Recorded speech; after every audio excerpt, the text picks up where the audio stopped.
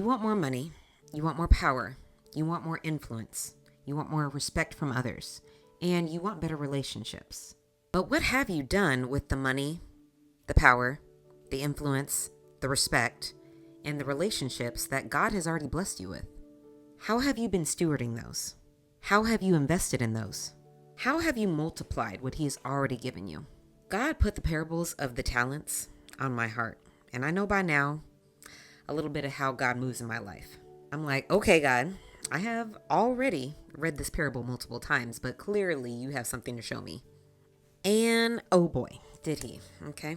Because I thought that I was reading this for somebody else, but God was clearly like, no, that's not how I work. Actually, I have a lesson or two in here for you. So I'm like, okay, God, let's talk about it.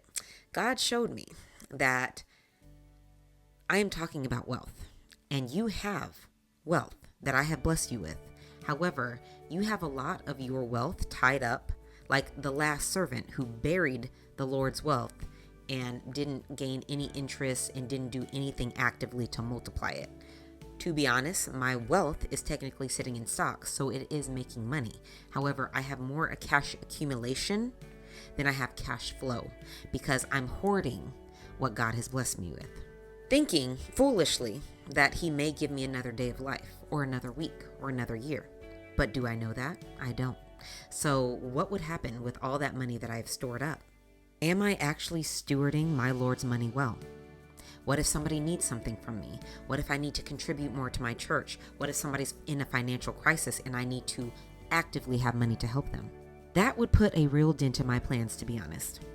So how would God give me more if I'm not stewarding correctly what He has already blessed me with? That is the question that I'm going to leave to you, because I know there's something in your life that you may not be stewarding well or as God intended, and we have to figure out what that is. That way He can continue to bless us with more.